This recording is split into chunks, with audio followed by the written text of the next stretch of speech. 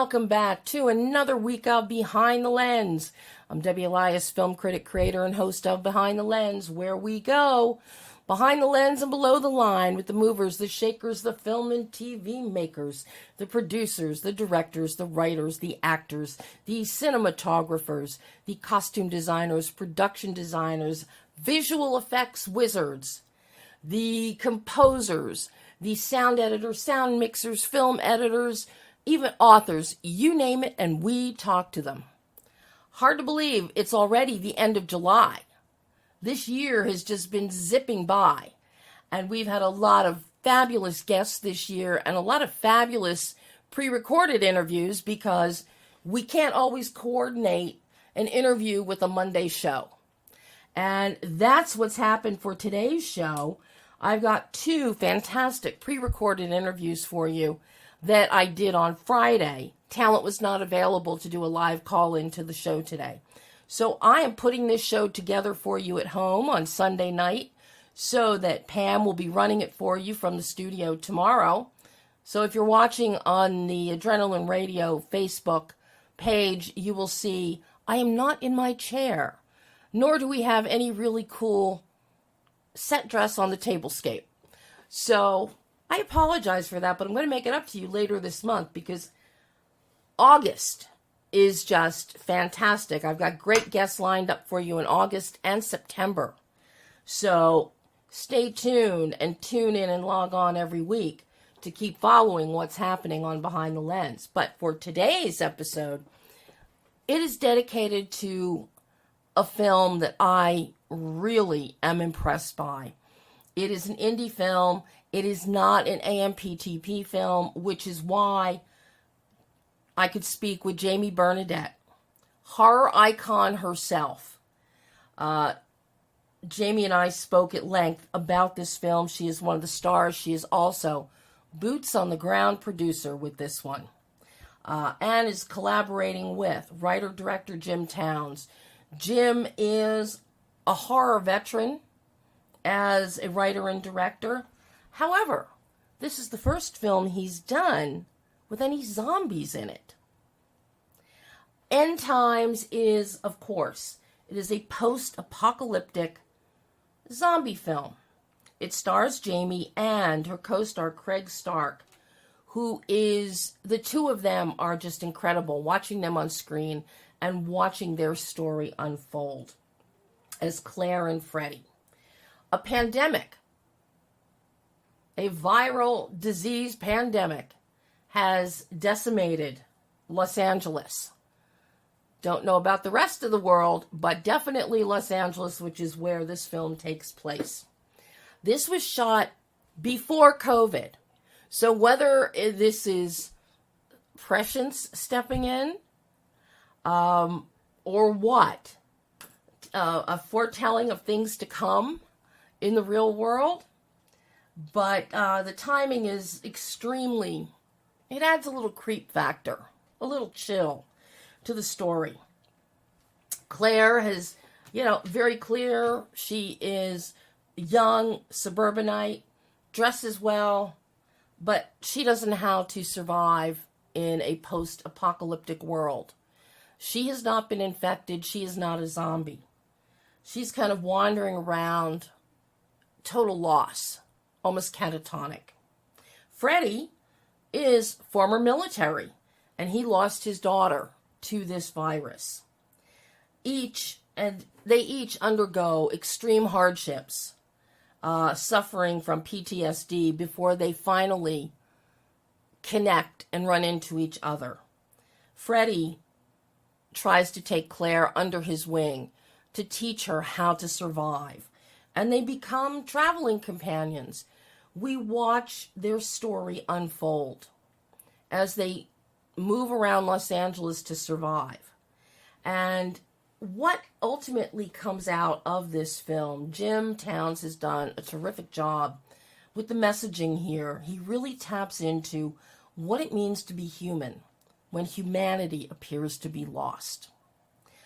He uses beautiful cinematography courtesy of Ray Carwell's that captures a stark harshness and degradation of a post-apocalyptic Southern California coast, making great use of mountainous areas, rocky ocean cliffs, crags, as well as some beautiful locations up in Laurel Canyon.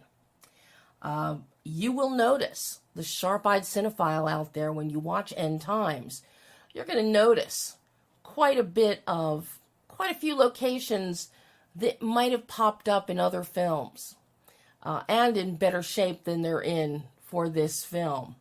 And in my interview with Jim, we talk about this, and he gives you some really fun trivia about the filming locations for End Times.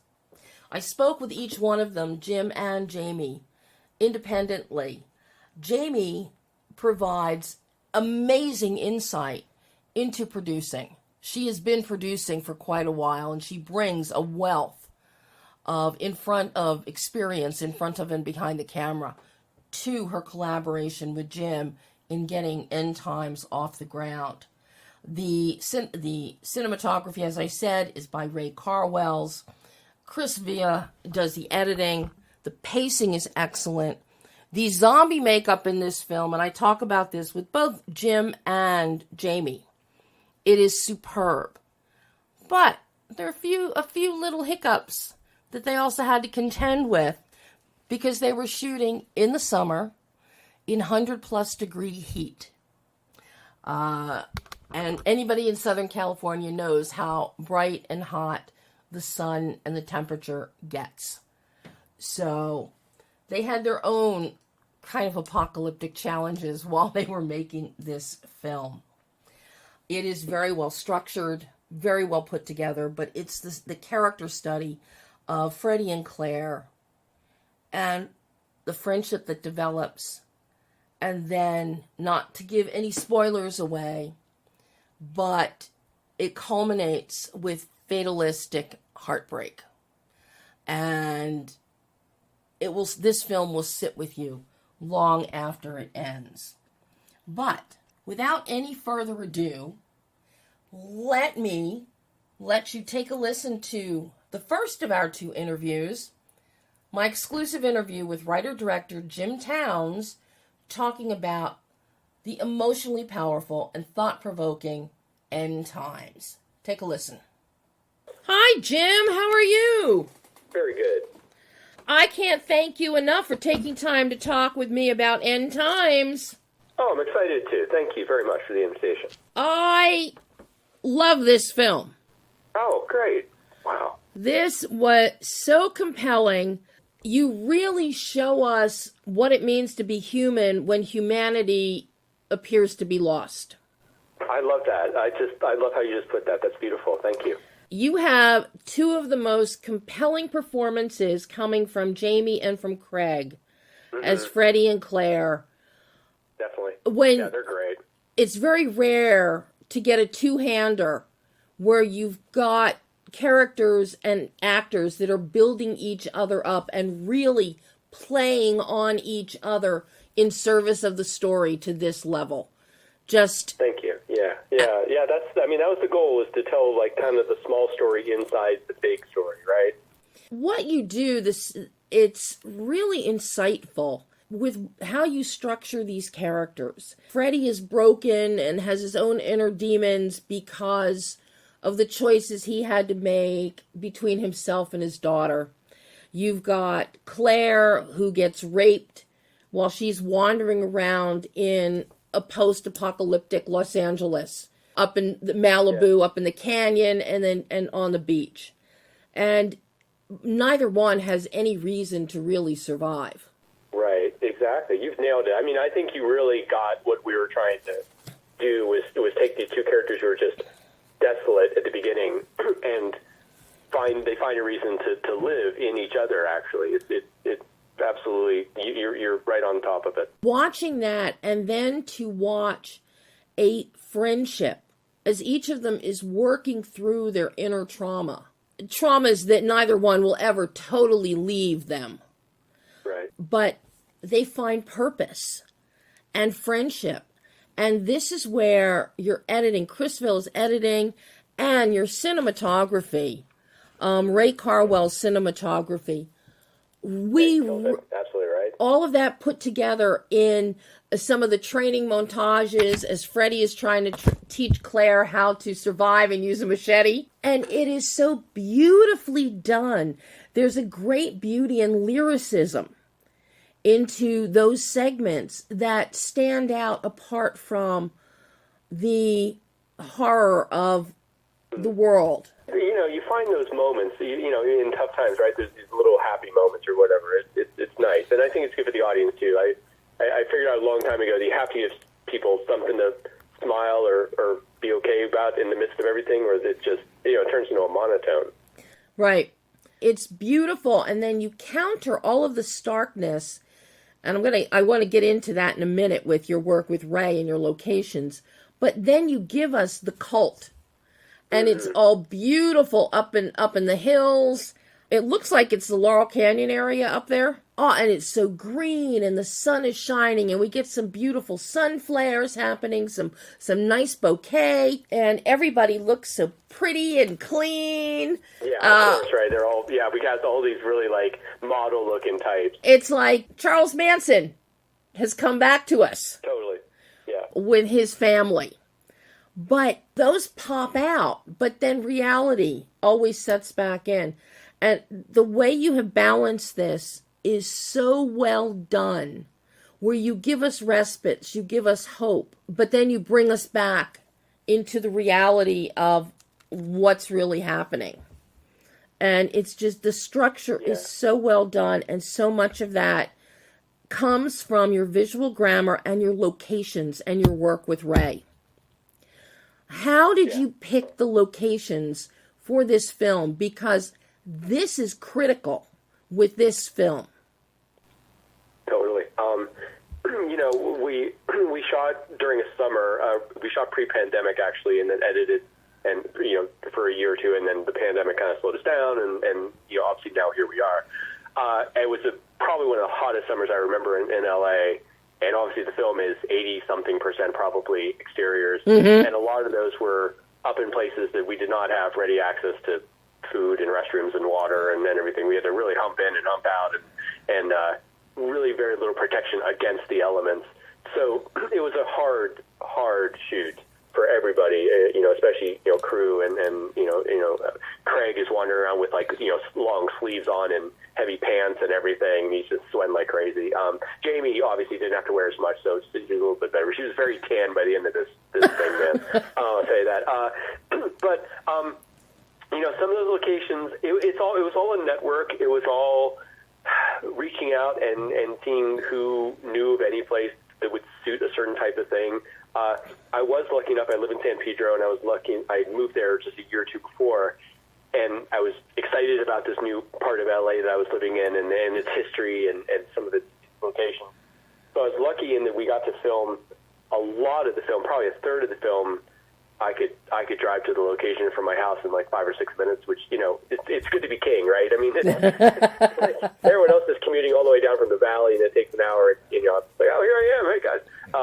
But that was really nice. You know, we shot in Sunken City, which is really the only place we ever got kicked out of. The cops do not like people down there because people do occasionally fall from those cliffs and stuff. It is a little dangerous, but that's, you know, it's a whole community that I think in the 80s or so, they started having all the subsidence on the cliffs falling down into the ocean. They had to move everyone out and tear down the houses. Now you have this beautiful place where everyone, you know, goes down and they tag it and spray paint it. So it's honestly just a lovely area. Shot there. Shot some stuff at Fort MacArthur where they walk through the big depression. That's where they used to put like the big, 50 millimeter guns or something like that during World War II. That exact location you see in a couple movies, including Pearl Harbor. It's where Mako and the other Japanese generals are planning the attack, and they have that flooded, and you know, guys are moving around toy boats to simulate Pearl Harbor. You know, obviously, you probably recognize the Batman cave up in Bronson, Kansas. Yes. You know, I visited a bunch of times, and I've always just wanted to shoot something there, just because it's legacy, not just Batman, but you know, I when they come out of the canyon, there's a shot of them looking through the tunnel out and they're looking up at the cliff, and that's the exact. I lined it up, but it's the exact shot that's in The Searchers when John Wayne comes, or his stunt double, I guess, comes galloping down the side of that hill on horseback. So, you know, if you're living in LA, it is nice as a filmmaker to get to quote some of these other really famous films just a little bit, and then walk in those same footsteps sometimes.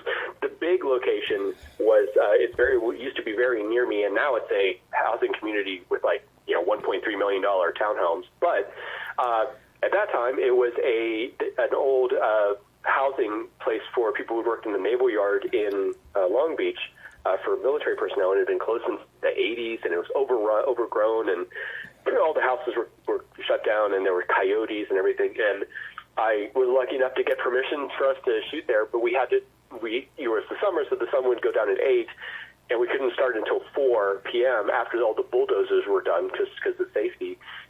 So we had to shoot all that stuff very quickly. And wow. It was fun because we got to shoot, some of the interiors there. We would shoot, and we'd go film other stuff, and we'd come back about a week later, and now that whole building we were filming in is now a pile of rubble, and we shot them getting attacked by the zombies in that same physical location, that same plot, and then we come back a month later and we shoot them sitting by the campfire. It's all within a couple, dozen yards of each other, but the landscape just kept changing because they were tearing it down as we shot. So we had to shoot very quickly. Obviously, there wasn't an option to go back and pick up some shots. Right. In one of those locations if we didn't get it, because that location was not going to be there in a few weeks. But it certainly played to your advantage.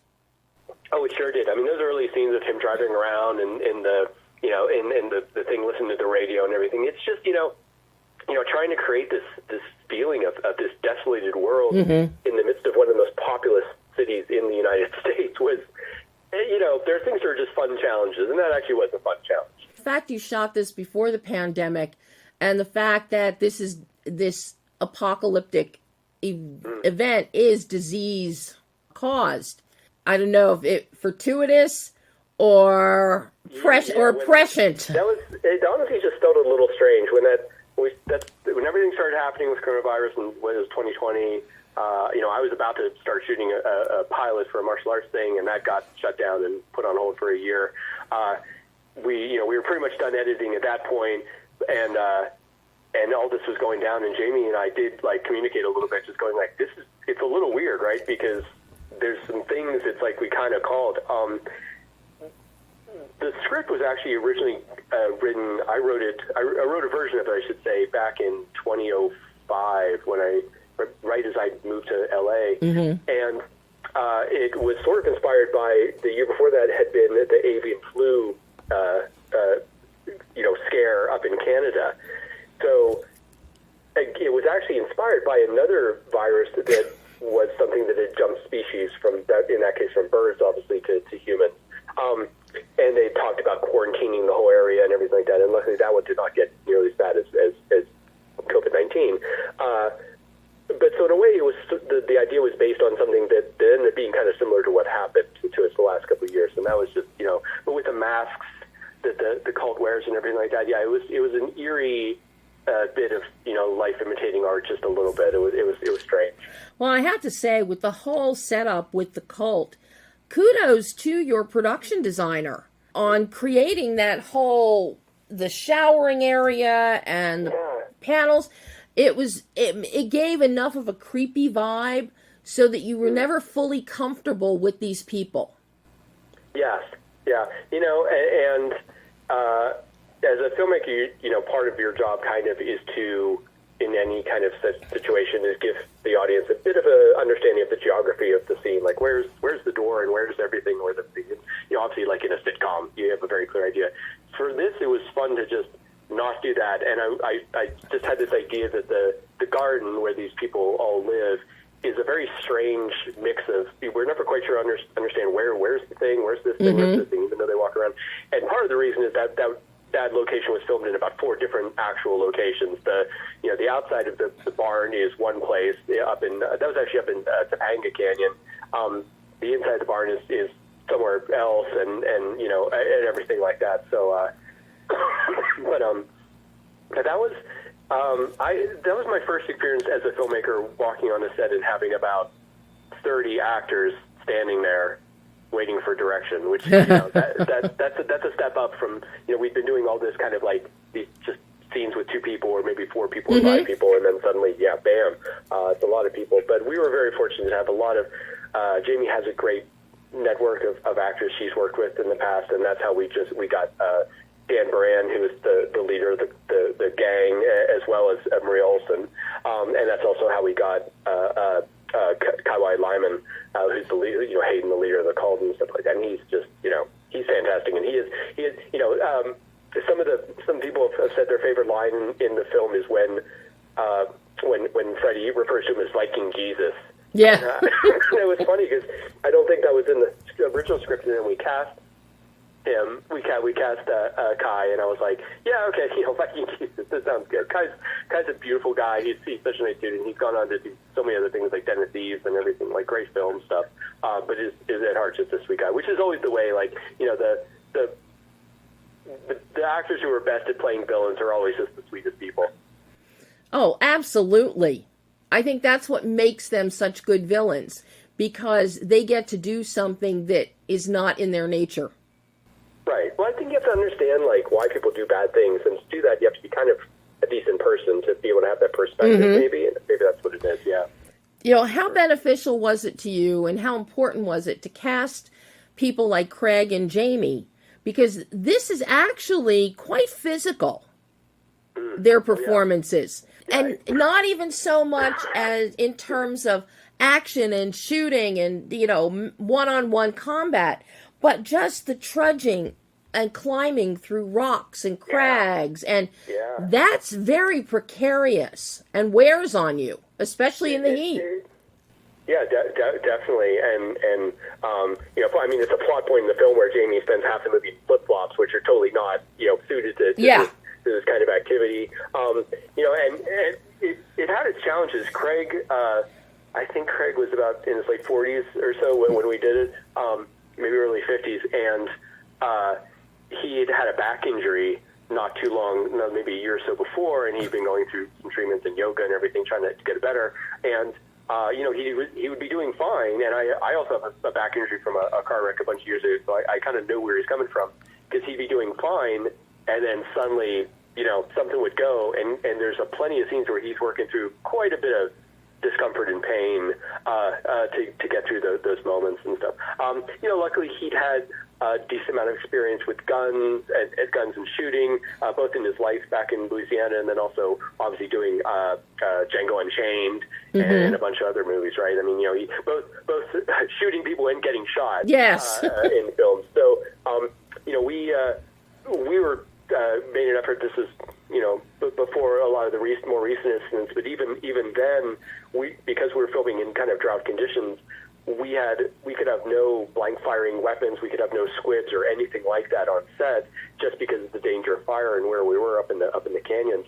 So all the gunfire is digital. A lot of the blood effects are actually compressed air effects. They're not squibs that are then augmented digitally. So that's when it just pays to have a really good VFX team working on the thing, because there's these great moments where Craig will shoot, and there's not only the muzzle flash and everything like that, but if you really pause it, you'll see there's little kicks of light reflecting in each of his eyes from the muzzle flash and stuff. It's things that, like, when you get the right person doing that, it really sells. Well, and with your VFX, you get Damon Shelton, who is incredible, and he's now worked on the Last of Us video game. Yeah, he'd worked on that, I think, or was about to work on that when we were doing it, and I think when he finally saw the film, he was kind of like, this reminds me of a project I've been working on. And then turns out a few years later, obviously the HBO series comes out, which I think now people sort of connect our film to that, and it's just ironic, obviously, that we went back a few years before that, and we worked with someone who was kind of instrumental in the game version of that film. But yeah, but he got it. I mean, it helps that he got the story we were telling, and he got the look we were going for, and that all dovetailed very nicely. Talk to me about the challenges of editing this. Your editor, Chris Villa, does a wonderful job editing, as I mentioned earlier, with the montages, but even just finding the pace here. Because it's very important, because we've got Freddie and Claire, and you can't rest in one spot. You have to keep moving or die. Right. It's that simple. It's a road movie, really. Yeah, I mean, it really is. How challenging was finding the pacing of this film? I think early on, I met Chris on my film House is Bad. Our editor, Nina Lucia, brought him on, and he'd worked under her on some other production.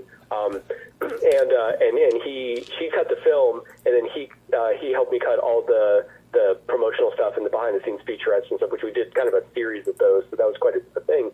And that's how Chris and I had started working together, and then when it came around time to do this, I brought him on, and this was his first feature dramatic credit editing.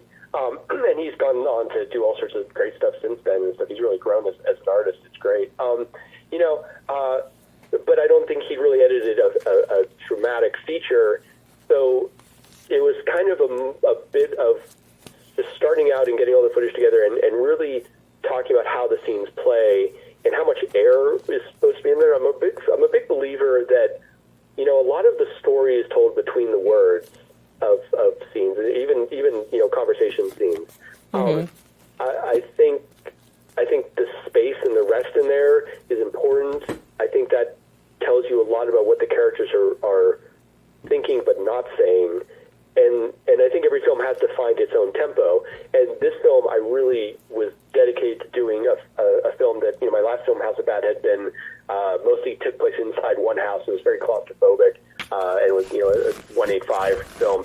And I really wanted to do a widescreen 235 movie that was 2 hours long. I wanted to do an epic. I wanted to do like a spaghetti western zombie kind of thing. Mm-hmm. And that's why Craig's character has very, gunslinger kind of tendencies. Mm-hmm. And in doing that, you're picking up exactly kind of what I was talking about is like, there's a pacing thing that goes on there, which, some people can look at it and go, well, not much happens, and there's a lot of walking, there's a lot of that. But, the walking's the story, too. It's part of the story is about how hard everything is in this world, where you can't go to the fast food place and pick up a hamburger, and you can't, call the police for help when you're in trouble. And that's kind of the idea. So you want the audience to go through the experience with the characters, and that's why, it's hard for them. It's hard to get from A to B, is what they're trying to do. And it takes time, and that time gives you time to live with the characters and hopefully fall in love with them, and then, hopefully cry for them when bad stuff happens. Not to give anything away, but boy, oh boy, this has the ending. It has this, it's a heartbreaking fatalist ending.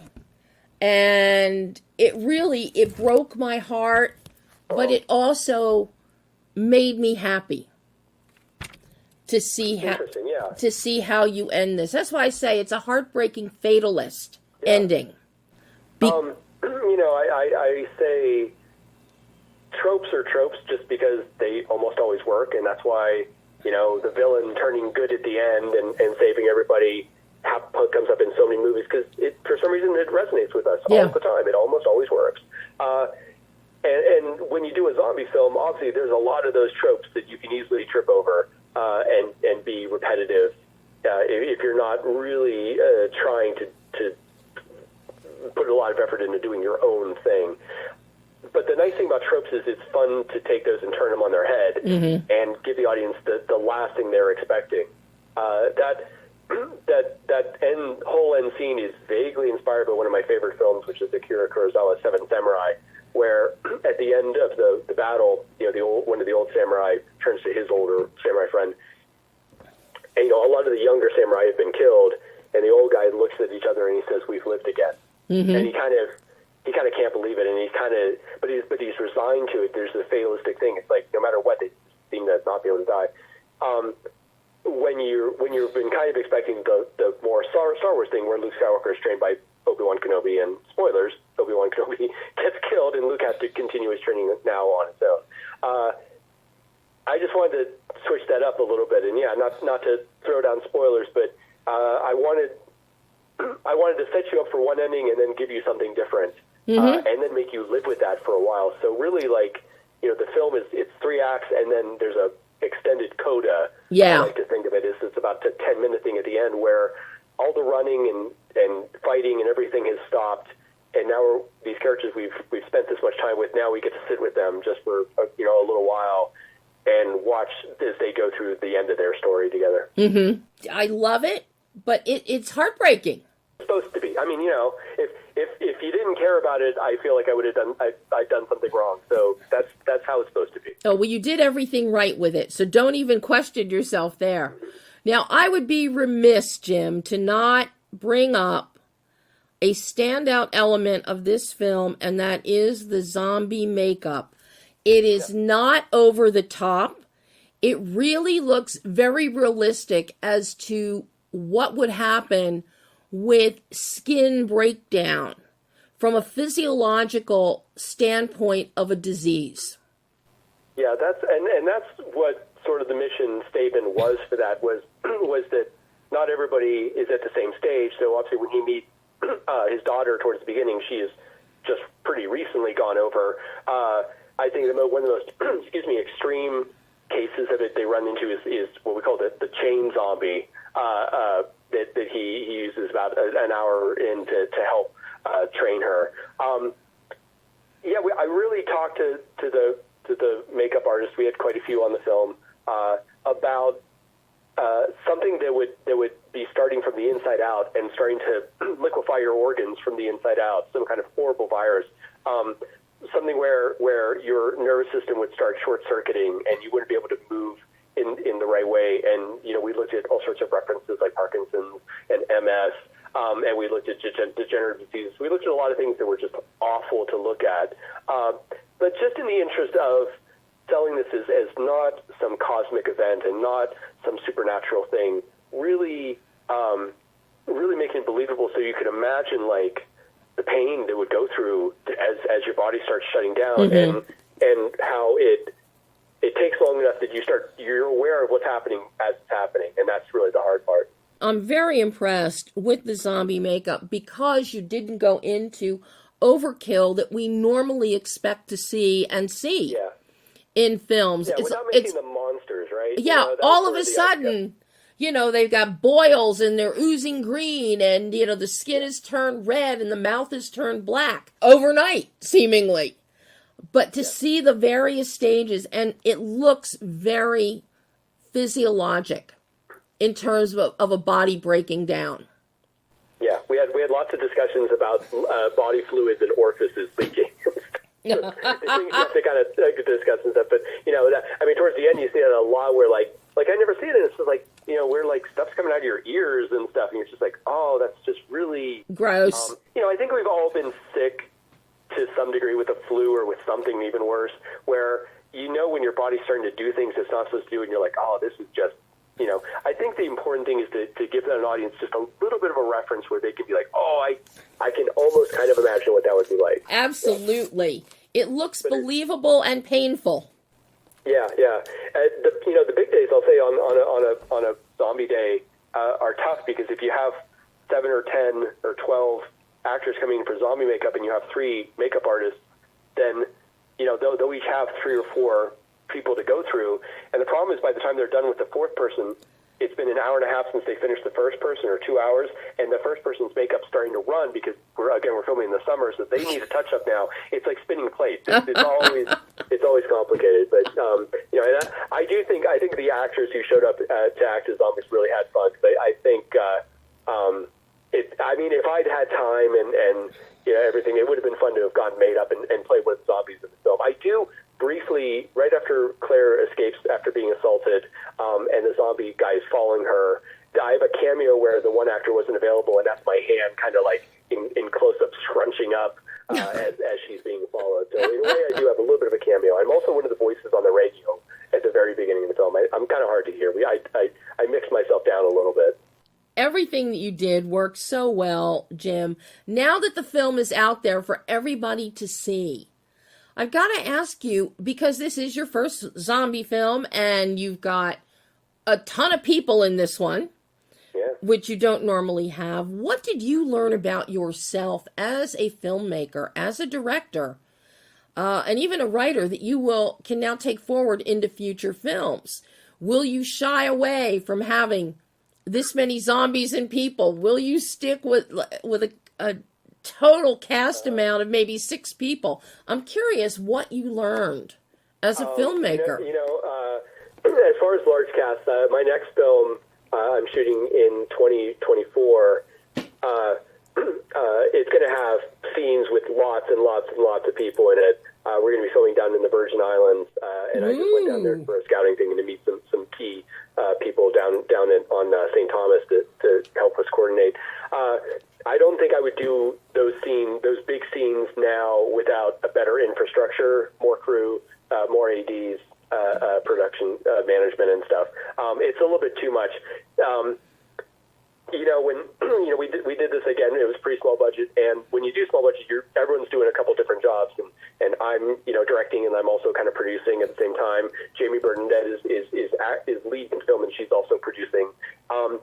And so you're switching hats, and a lot of those things are really right brain, left brain kind of things, and it's complicated to switch back and forth. So Jamie's doing a very emotional scene, and then she kind of has to turn around and help somebody with the logistics of where we're all going to go have lunch or something like that. It's very counterintuitive, and I think for me it's a matter. I was just talking about this with somebody. It's a matter of just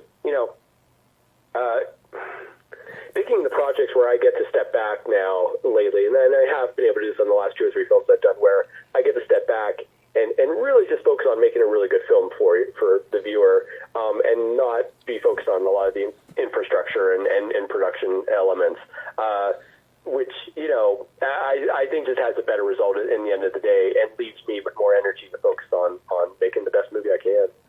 Well, you made a hell of a film here with End Times, Jim. And I cannot wait to see what you bring me next. Awesome. Well, I have a exorcism film called The Possession of Anne coming out this fall.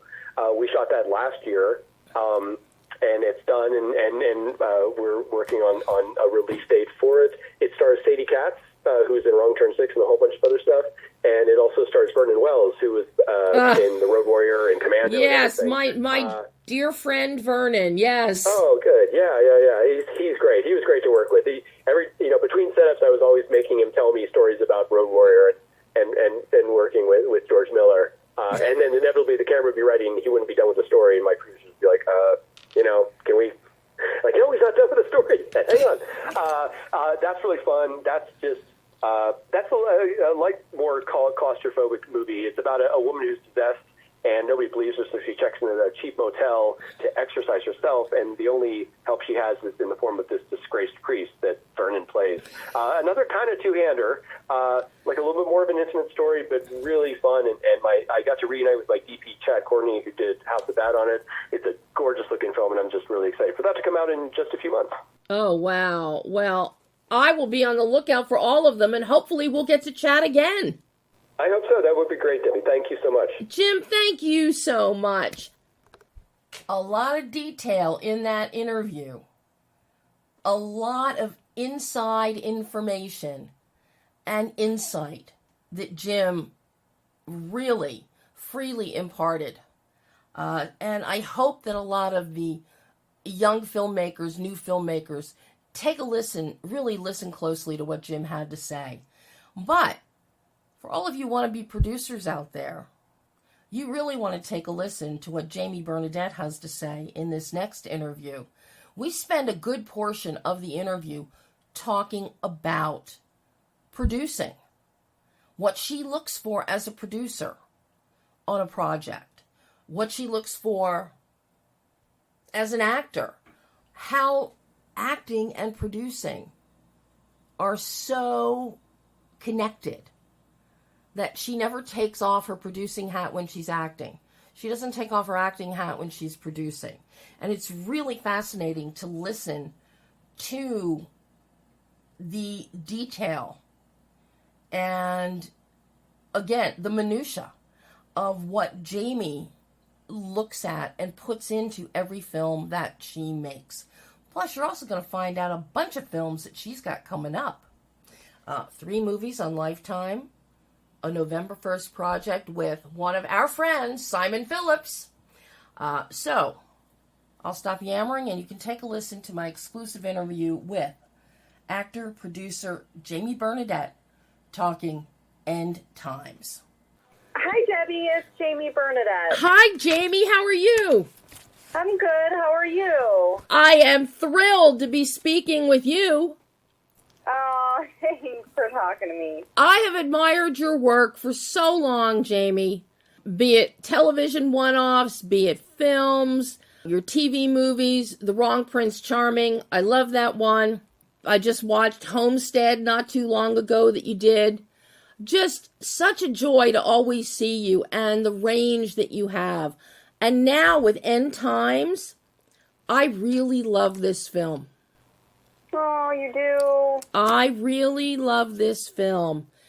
As I had said to Jim when I spoke with him, this film shows what it means to be human when humanity appears lost. It's a good way to put it. This was totally unexpected. It's very sparse. And you as a producer, I know you're involved, and with your wealth of experience in this genre, you bring a lot to the table. So I know that you work closely with Jim and were involved in things such as the locations, and which are fabulously selected for this film. You've got a great DP. But the key to this whole thing is the chemistry that you and Craig have as Freddie and Claire. Oh, thanks. Yeah, Craig's really great to work with. He's fantastic. Couldn't have asked for a better co-lead, you know.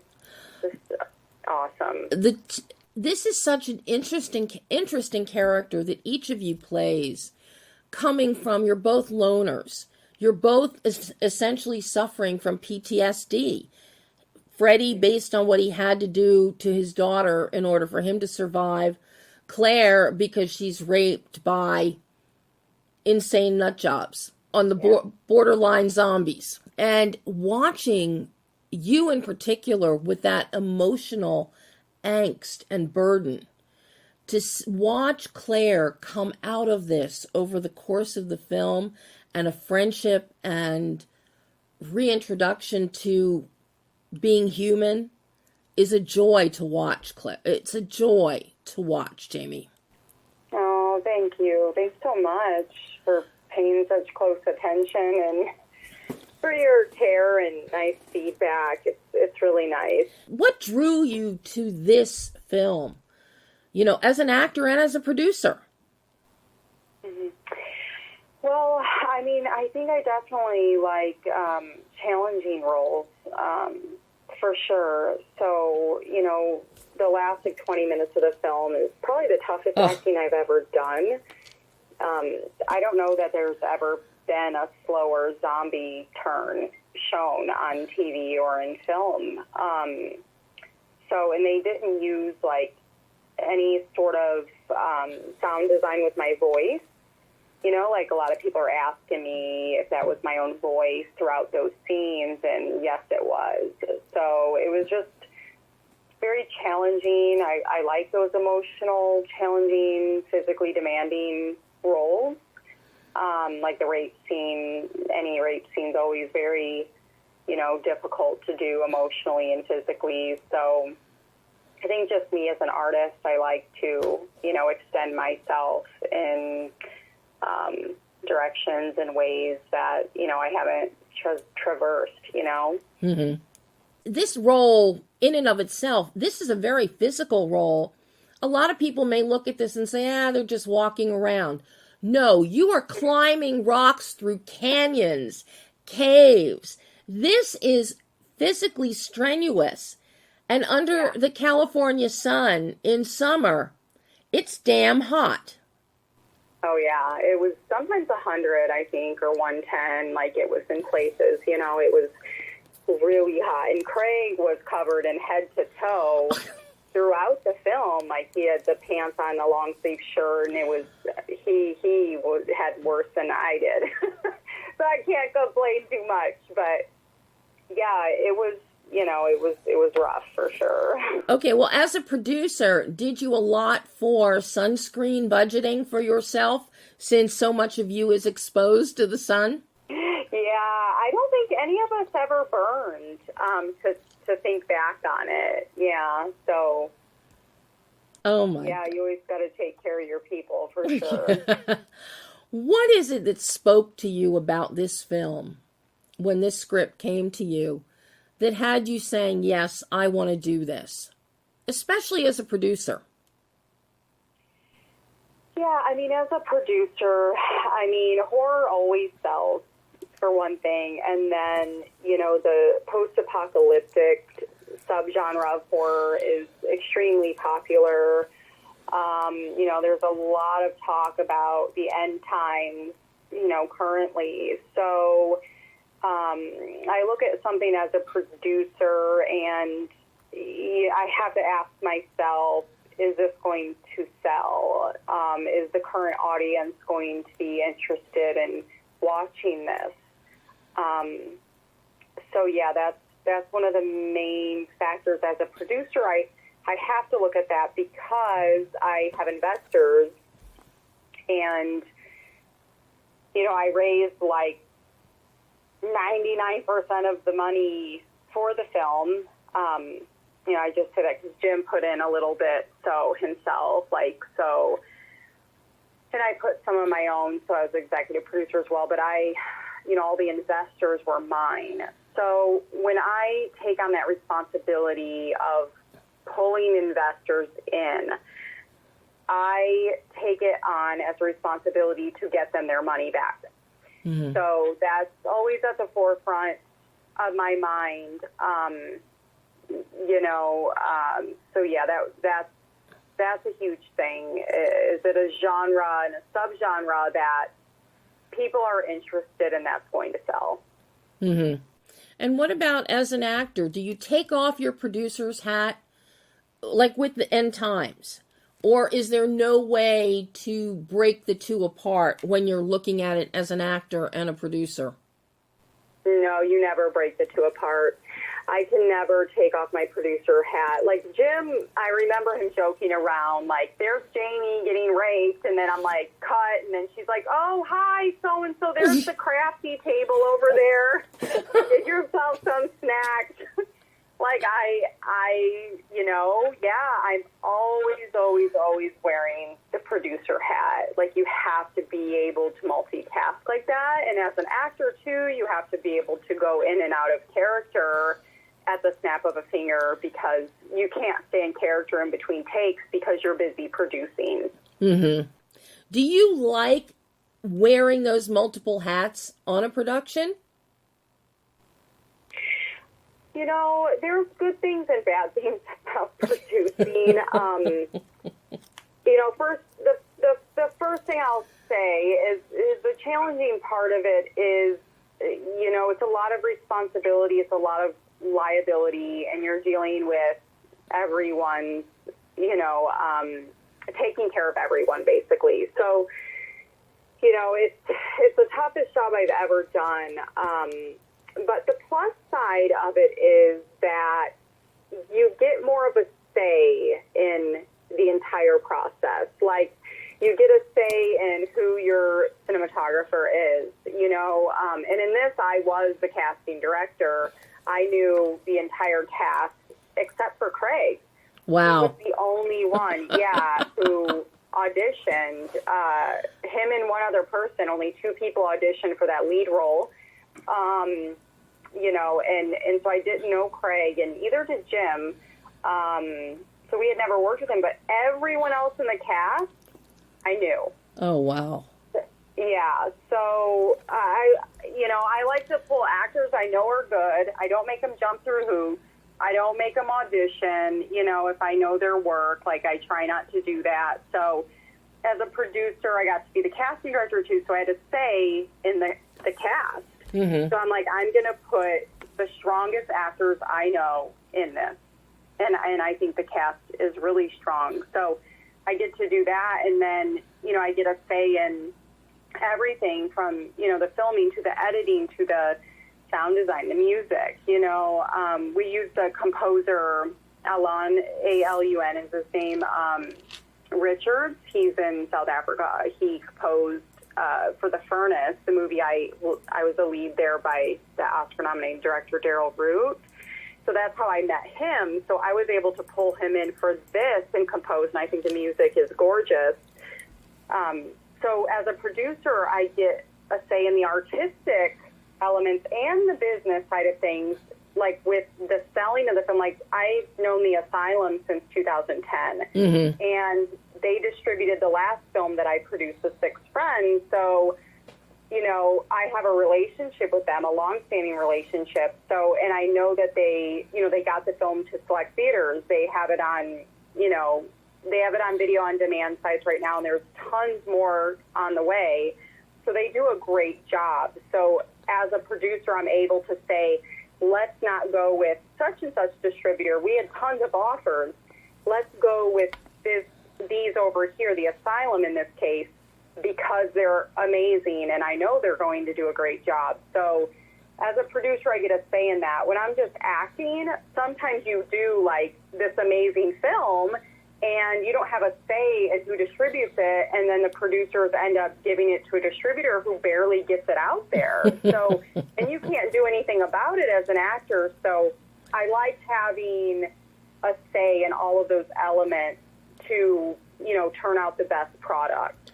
Well, I have to say, for everyone involved, not just me, but for all the artists involved. Every element of End Times is first rate, Jamie. I love Ray Carwell's cinematography. I love the starkness, the harshness, the degradation of California coast, because we get ocean, we get mountains, we get beautiful shots up there in Laurel Canyon. You really give us, you know, his imagery is wonderful.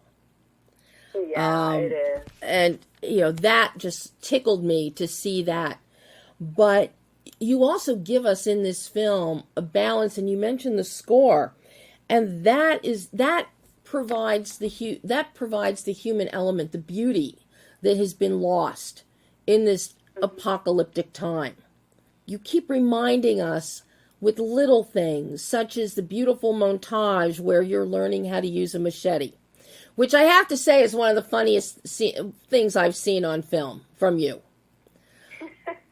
Your training montage was really good. You know, and we get the beauty up in the hills and the bouquet that Ray gets with the camera, with the sun flares. And it's beautiful against this harshness. So everything looks and feels authentic. But you always, thanks to your music selection, to your composer, and with Ray as your cinematographer and capturing these different touchstones, we never lose sight of the potential for beauty, which plays in well with the heartbreaking, fatalistic ending of this film, without giving it away. It is heartbreaking. But there's still beauty to be found. Yeah, I know what you mean. It is beautiful. I even think the heartbreaking scenes at the end, the way they were shot, are beautiful. Absolutely.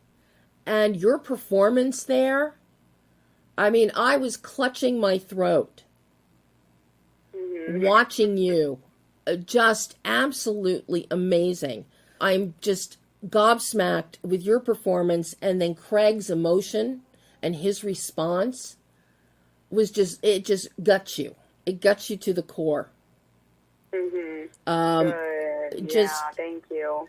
But it's that constant reminder that we get with the music, and then with little snippets of beauty that are still left in the world, that add a level to this film that you don't normally see in a post-apocalyptic film. Wow, yeah. Thank you. Thank you for understanding the film so well. I mean, you know, it seemed like you really got it, what we were going for. Totally. You totally got it.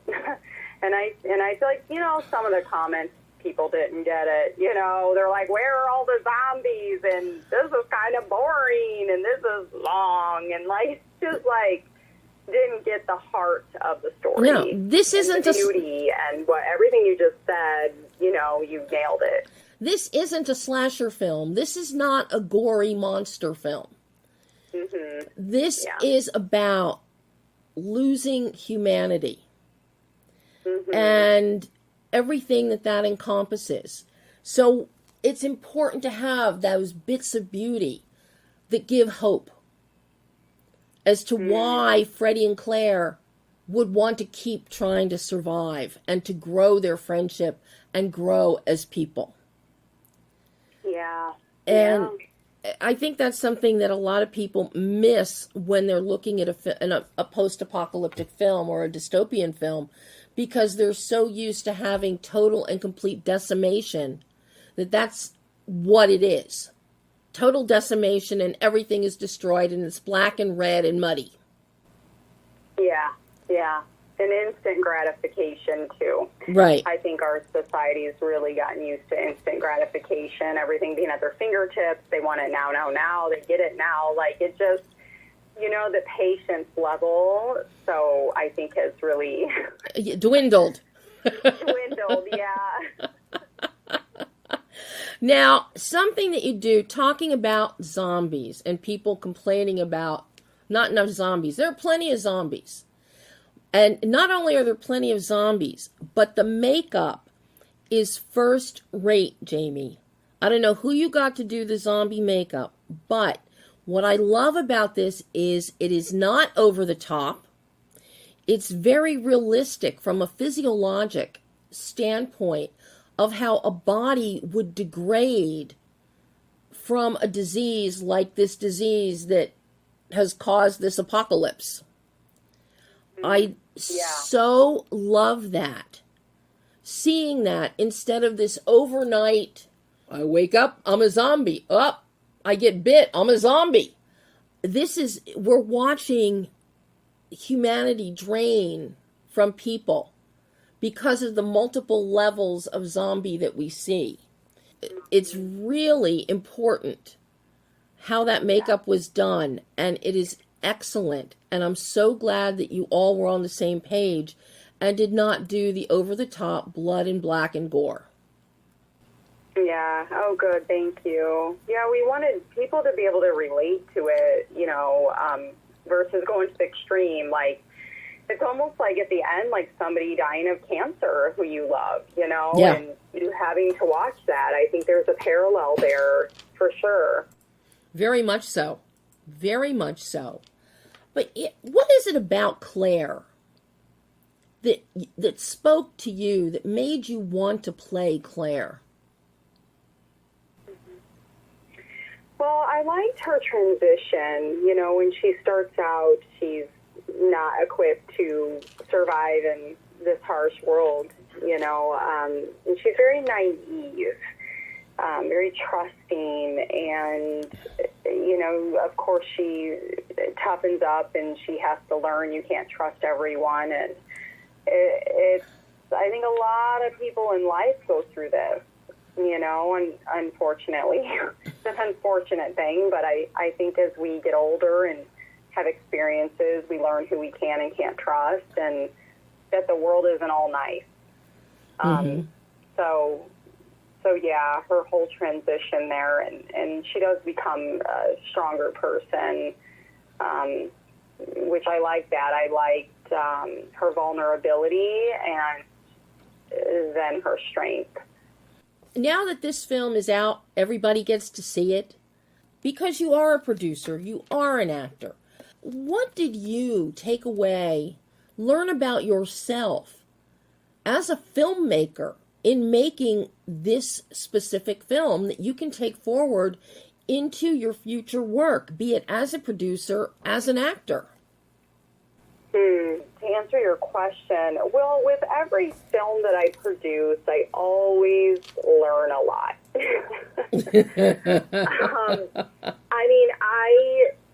I didn't go to a university, for film production.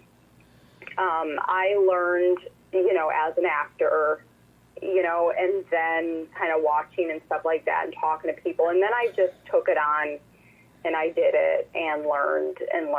So every time that I do it, I learn more and more. There's always something to learn. And there's probably even people who've gone to university who didn't learn everything they need to know, and they're still learning. And I think that's the thing about life is you're always learning in life, no matter what profession you do. I'm sure there's always something to learn, even with acting, you know, like I've acted in so many things now, but as long as you're open to learning and receiving that, you should be able to learn. So yeah, with every project I produce, there's always some lots of things sometimes that I'm like, okay, don't do that next time, do this next time, you know, that kind of thing. So it gets better.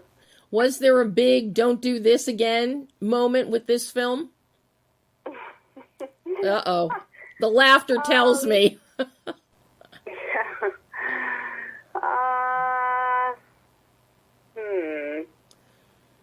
I mean, not a big thing, you know, no, not like a major thing. No, more like little things, but yeah, nothing major. Well, good. That's a testament to how much you have already learned over the course of your career. Yeah. And, you know, everyone's really helpful. Like, you know, I have my mentors for sure. You know, I have seasoned producers who, you know, help me and give me advice and stuff like that. So I'm very thankful for them. So now, what's coming up next for you? I know Sebastian is already out. It's on Tubi right now. Mm-hmm. But I know you've got a ton of stuff that's in post, in pre. You're always working. Yeah. Well, I have a couple Lifetime films that I would imagine, well, 3 that should be out, you know, very soon. Mm-hmm. Because I filmed them a bit ago, not too long ago, but, you know, earlier this year. So, yeah, those should be out, I would imagine, pretty soon, but I don't have a date. But the film I do have an exact date of release on is De-Influencer Clickbait. It's coming out November 1st. I don't know on what platforms or if it'll be in, you know, theaters or not, but I know it's November 1st. It's actually a sequel to a film called The Influencer, and it's a trilogy, so I'm in the second one. Simon Phillips is an actor in it, producer and everything. And Simon wrote this one too, didn't he? Yeah. Love Simon dearly. You know, Simon, I love Simon. And I'm so happy that I didn't realize you were in the film with him. Yeah.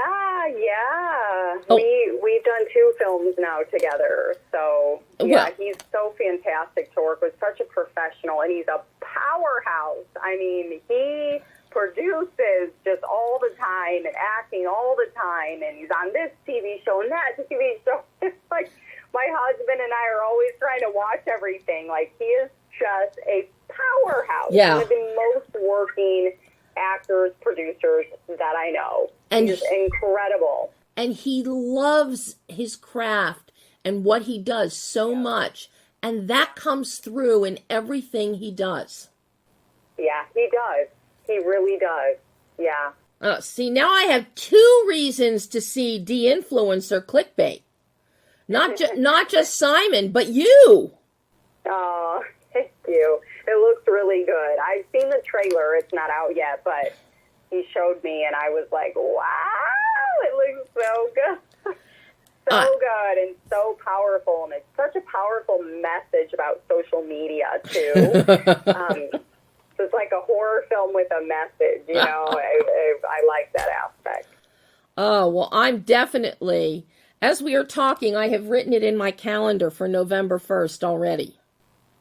Oh, good. I will see anything that you're in, Jamie. I will be on the lookout for the Lifetime movies because you have such a great range. You always bring something new to the characters and the table. And seeing what you give End Times here, it has just been fabulous. Oh, thank you. Thanks so much. I can't wait to see more from you, and hopefully we'll get to chat again. I hope so. Yeah, it's been great talking to you. This has been fabulous speaking with you as well, Jamie. I really appreciate it. It's the end of the day and you took your time to give me a call. Thank you so much. Oh, thank you. It's my pleasure. Thank you so much, Jamie. Bye-bye. Thank you. All right, bye. And that is all the time we have today. I hope you've enjoyed these interviews with Jim and with Jamie. Be on the lookout. End Times is still in select theaters around the country right now. It is also available digitally. You will not be disappointed with this film. And of course, be on the lookout and stay tuned to Behind the Lens for information on Jim's upcoming films as well as Jamie's. I've already got November 1st marked on my calendar for the collaboration with Jamie and our friend Simon Phillips. And I'm looking forward to those Lifetime movies she has coming out. 3 of them. So, as I get information, and hopefully I'll be speaking with both of them again sooner rather than later. So, until next week, and I haven't decided what you're getting next week. We could be going to an island paradise for an action film from Sean Paul Piccinino, or we might be talking with a director in Paris about one of the most delightful animated films to come from Netflix. So you'll find out next week. Until then, I'm Debbie Elias. This is Behind the Lens.